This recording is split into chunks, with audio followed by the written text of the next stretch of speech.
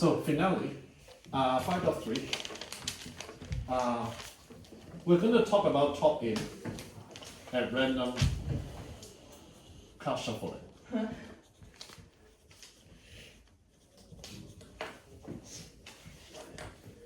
So definition. So what we call top-in at random shuffling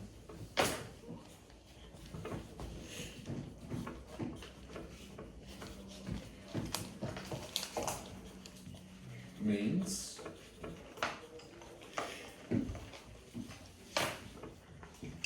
take the top card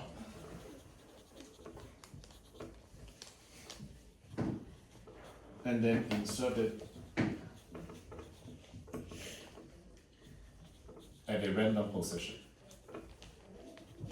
Is there a chance it just ends up on the top again? Yes. Okay.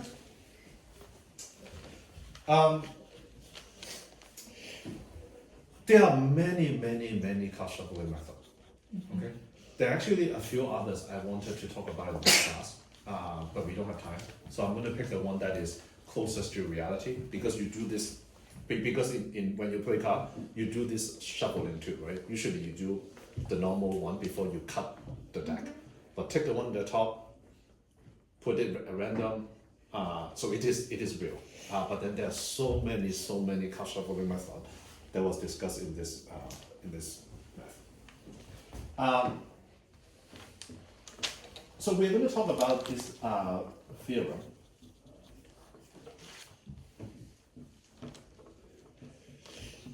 For the top-in at random shuffle,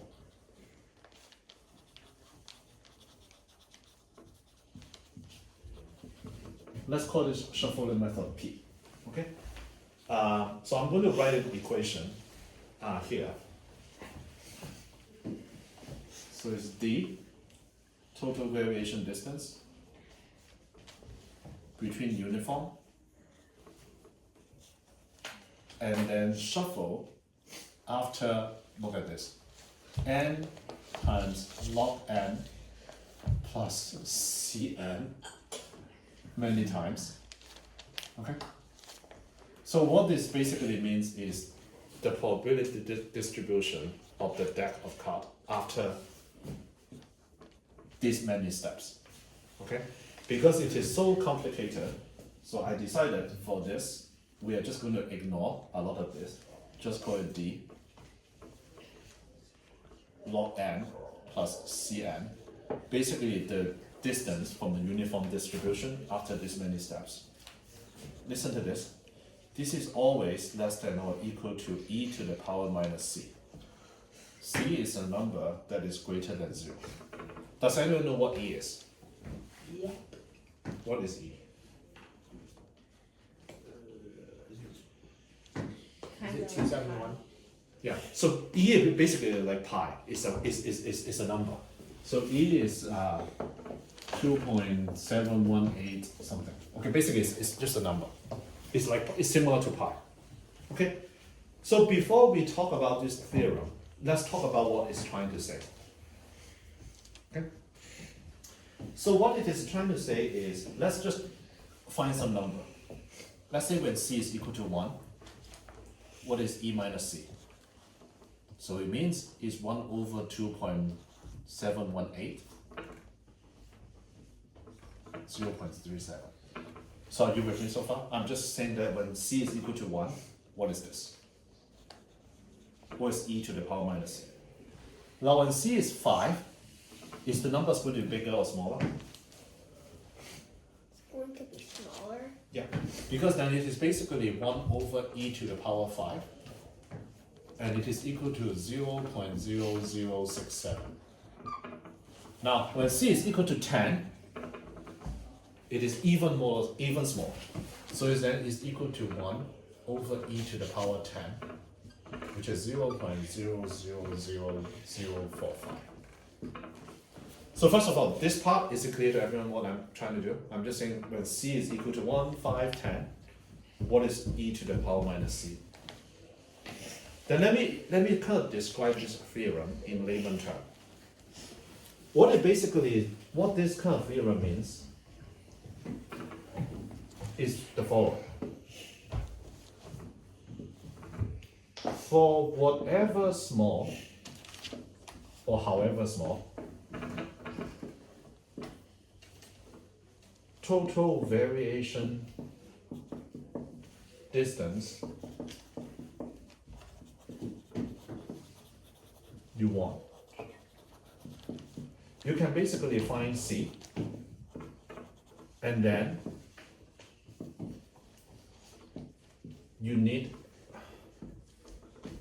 n log n plus Cn many steps.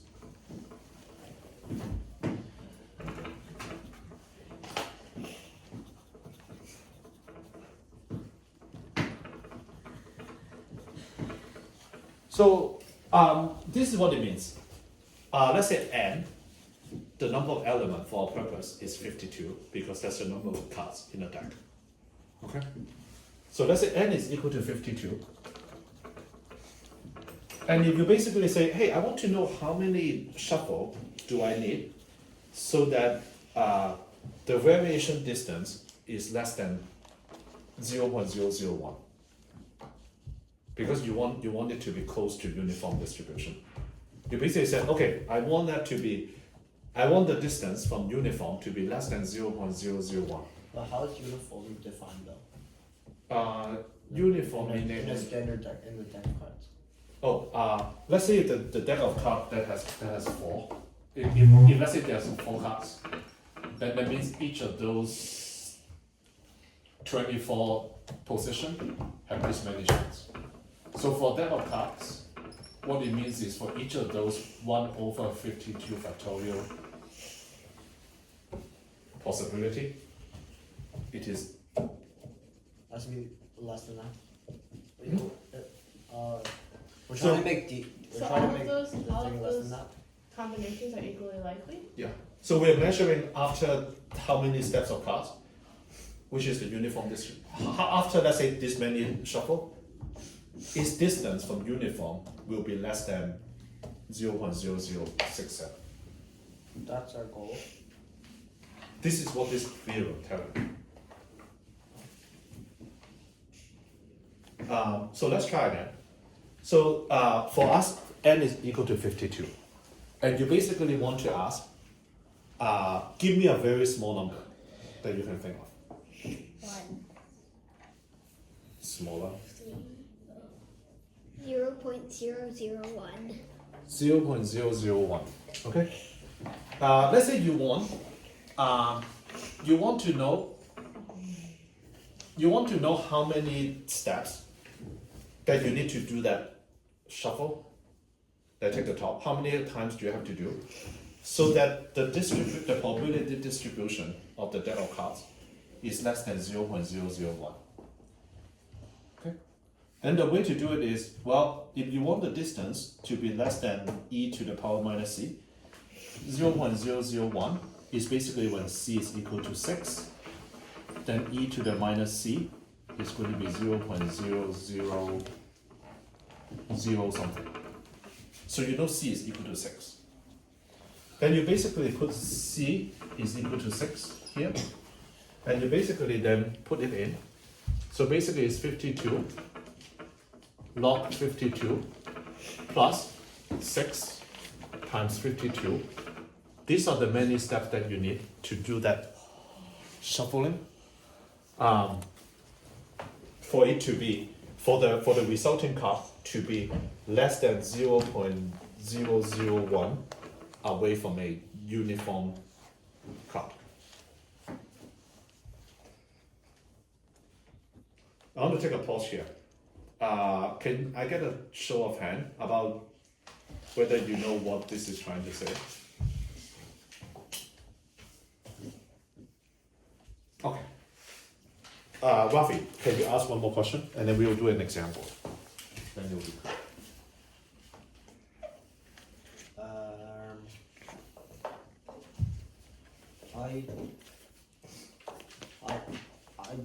I just don't get why. I don't get why e to the 1 over e to the 5, when c equals 5 is considered uniform. Because that would just mean taking one card and putting it in the middle of the deck 5 times, right? That won't make the deck shuffle. Say that again, e to the power 5? When c equals 5, Mm-hmm. does that, when c equals 5, oh, when c equals 5, that doesn't mean you just do it 5 times, right? Yeah, no, it means you do this many times. It basically says after you do this many times, the resulting card will be away from the uniform distribution, less than this small number. So this notation means after n times log n plus cn, for the purpose of this, is basically 500. After 500 such shuffle, the card is only different from the uniform distribution, less than or equal to 0.01. 0.001. Okay, let's do an example. It should help. I'm going to erase this. Okay. We are going to do an example to illustrate what this means.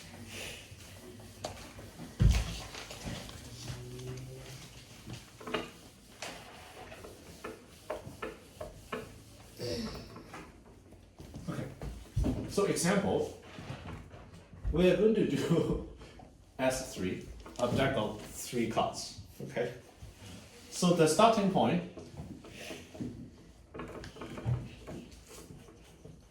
is, well, this order, 1, 2, 3.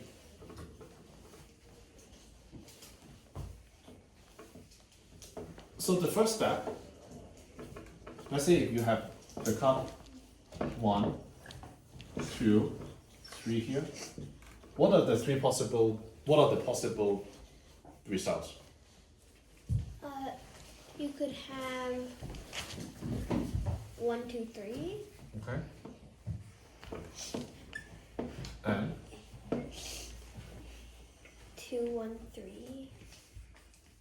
2, 1, 3. And 2, 3, 1. so basically, after the first step, you have 1/3 of a chance, 33%, of resulting in 1, 2, 3, 2, 1, 3, or 2, 3, 1. Can I get a show of hand? Like, is everyone with me so far here? On this one, on this example? Okay. We'll come back to that example. So let's kind of build a table. Alpha, which is the outcome. 1, 2, 3, 1, 3, 2, 2, 1, 3, 2, 3, 1, 3, 1, 2, 3, 2, 1. Now, what we just did here is we basically say if we call the shuffle Q, after the first step, there's a 1/3 of the chance that it is 1, 2, 3. 1/3 of the chance it is 2, 1, 3. And then 1/3 of the chance is 2, 3, 2, 3, 1. And then 0 with this. Are you still with me so far here? Okay.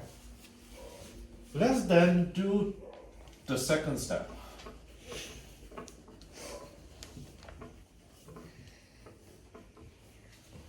We're going to do it here, okay?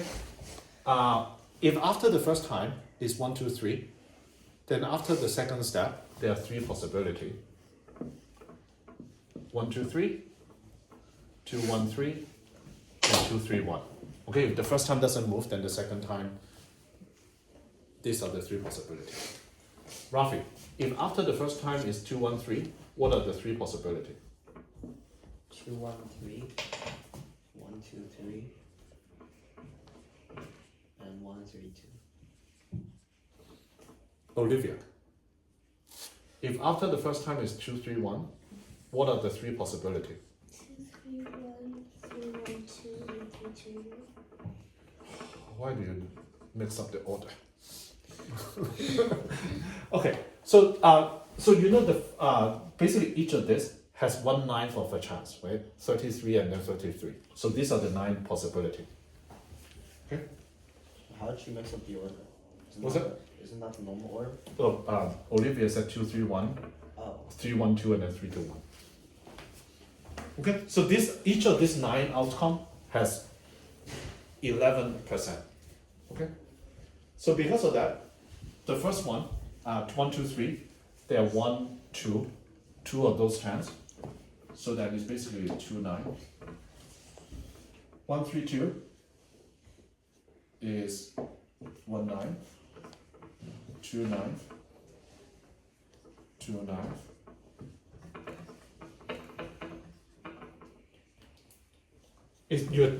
What I do is literally just like each of these have 1/9 of a chance, and I count 1, 2, 3 happen twice. 1, 3, 2 happen only one time. So these are the probability. Can I again get a show of hand? Are you with me so far? What we are doing? Okay. Now, dot. After 5 times, it is 0.169, 0.165, 0.169, 0.169, 0.165, 0.165. Does anyone know what is the uniform distribution for 6 possible outcomes?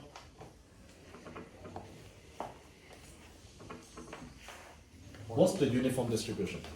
1, 6, 6, 6, 6, 6. So after 5 times, it looks reasonably close. In fact, after 7 times, Q7,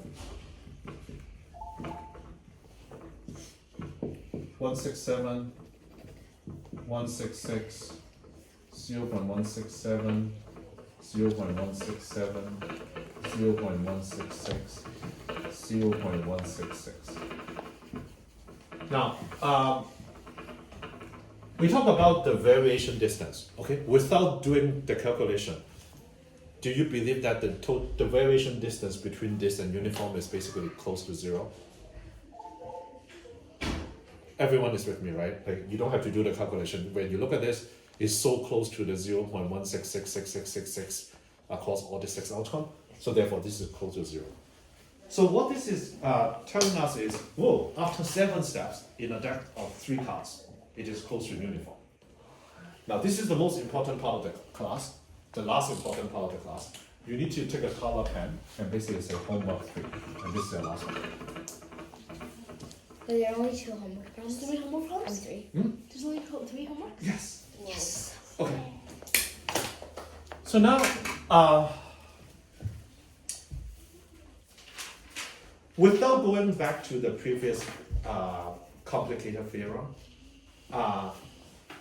before I end this particular section, I want to say the following.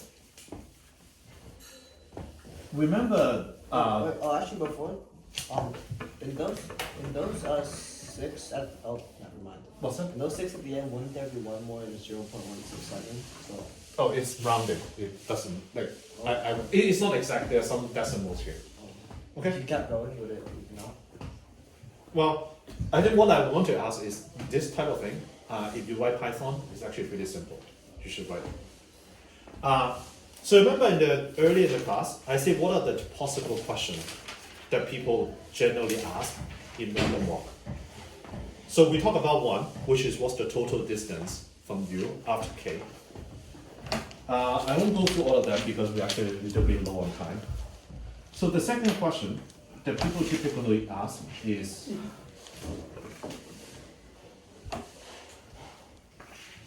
let's say this is the total variation distance between uniform and P and K steps. And you plot the distance between uniform and the shuffling after K steps. What's interesting is almost all of them looks like this. So there's a point in time where it will basically dramatically drop. Okay, so for the example that we just talked about, they drop in n log n plus Cn, where n is the number of cards. And when we ask this, this is what we call the mixing time.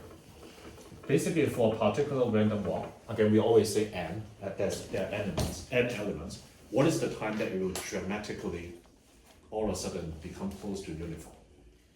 And for the one that we just talked about, is n of n.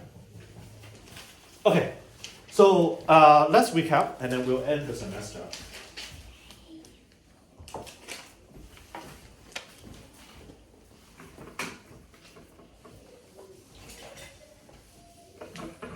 So there will be some writing in this part. 5.4, which is kind of recap.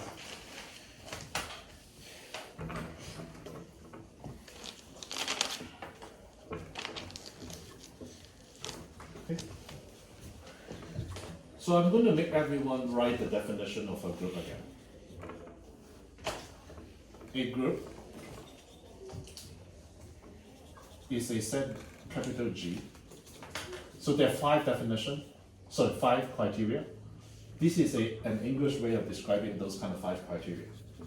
So it is a group, it's a set G with an operation that is associative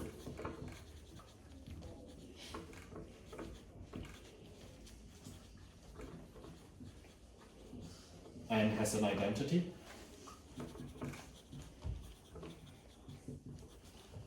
And such that every element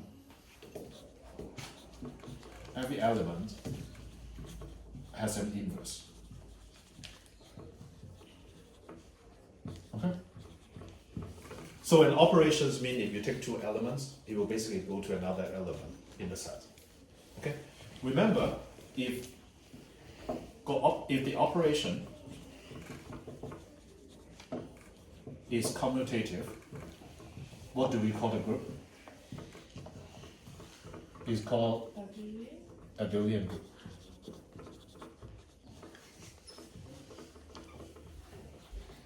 I'll make everyone write one more thing, which is the definition of a subgroup. A subset capital H of a group G is called a subgroup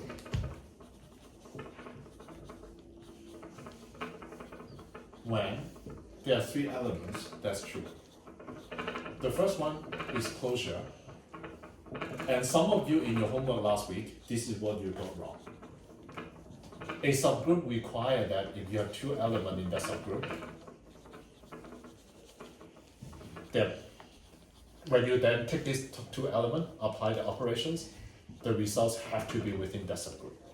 Some of you, if you look at the homework that I just returned, some of the subgroup that you did for the dihedral group, they are not. The second one is identity. The identity one has to be in the subgroup. And then finally is inverse. If A is in H, then its inverse have to be H as well. Now we are close to the end of the semester. I want to come back about some of this.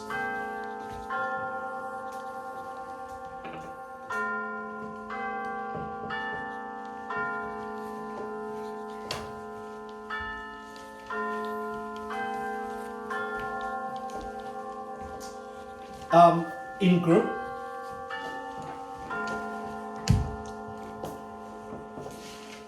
if A times B is equal to A times C, then it implies B is equal to C. Why is that? Because every group has to have an inverse. So therefore, you multiply A inverse on both sides, then it implies B is equal to C. Whereas, if you remember, in our number system that you use every day, if you have 5x is equal to yx, it does not imply y is equal to 5. Why? Because x can be 0. Because x can be 0. So this is true in group. This is not true in the number system. Because for 0, in the number system, its inverse does not exist. You cannot find an inverse of 0, whereas you multiply it, it will be back to identity, which is 1. Like there's nothing times 0 will give you 1. Now, what are the examples of group that we have learned in this semester? Can someone tell me? I'm looking for 3 primary examples. Which one? Dihedral group? Matrix. Can you be more specific? So Dn, which is dihedral group, which is basically the symmetry of a regular angle. So Rafi, we don't study all matrices. They're particular type. There are something we remove. Similar to in the real number, 0 doesn't have inverse. There are a lot of matrices that doesn't have an inverse. Matrices that don't have a determinant of 0. Yep. Do you remember, Rafi? So the GL, the general linear group n by n matrices. But we have a requirement. We require the determinant of A is not equal to 0. Because if for those matrices, we don't have an inverse. And we have one more example. The one that we just did last class. What is that? Cyclic groups. Symmetric group. That's n. So it's n factorial permutation of n objects. Okay? So remember, each of this had their own operations.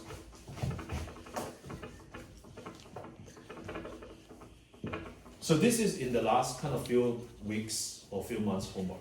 So this one, we just went through the homework, is the 1, 2, 3, 1, 3, 2 cycle transposition. Remember the dihedral group where you have a bunch of xy, x to the power 6 is equal to the identity, y to the square is equal to 1. So those are the symmetry of a hexagon. And then you also have the n by n matrices where you do the matrix multiplication. Now, this is the final touch of this one. I'm going to do it on the right hand side. This is the final touch of this semester. You talk about, we learn about these 3 groups, but what you might not know is Dn, dihedral group, is a subgroup of Sn. Sn is actually a subgroup of general linear group.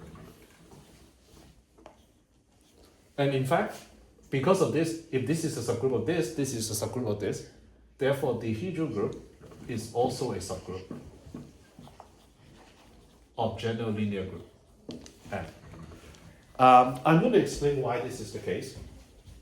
Think about these 6 matrices. 1, 1, 1. 1, 1, 1. And then you need to add a 0 here. 1, 1, 1. 0, 0, 0, 0, 0.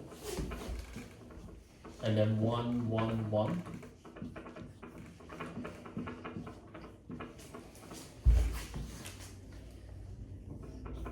1, 1, 1, 0, 0, 0, 0, 0, 0.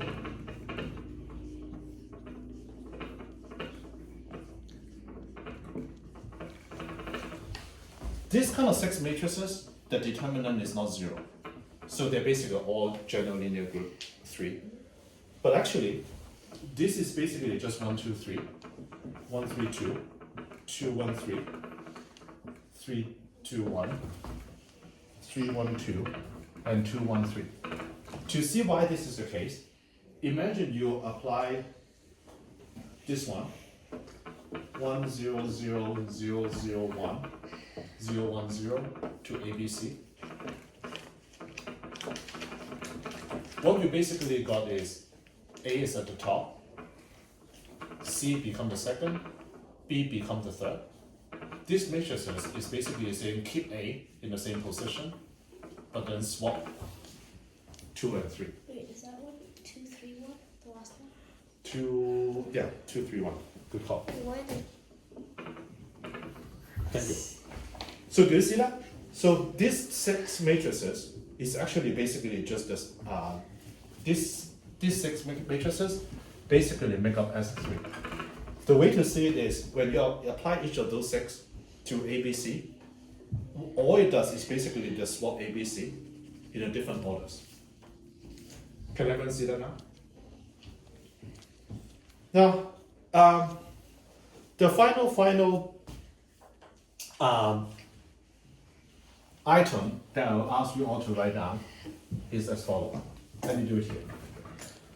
So, at the beginning of the semester, I gave an analogy. When you look at all the triangles versus just the, what is it called again? Isosceles? Isosceles? An equilateral triangle, okay? You basically, when you go up, then it's more general. For example, the 3 angles add together is equal to 180 degrees. And then I also gave you some formula about how you can calculate the area of, let's say, equilateral triangle. Basically, when you have the side, then you immediately have a formula to get what the area is. But then the formula only apply to here, but not there. So you can study something more specific. Given what I just told you about these 3 groups, it is actually the same. So at the top, you have something very general linear group. In the middle, you have something still really complicated, Sm. And then below, you have Dn. Now, these are 3 of the examples. It's actually the whole spectrum about group. GLN being the absolute most general group. And then going down, as you can tell, the Dn, remember the homework last week, is very painful to think about the subgroup. So because of that, there are actually a lot of groups for different purposes. So now when you think about the beginning, I remember I gave this example, A asterisk B is equal to 3A minus B. And then the question was, how do you solve for X?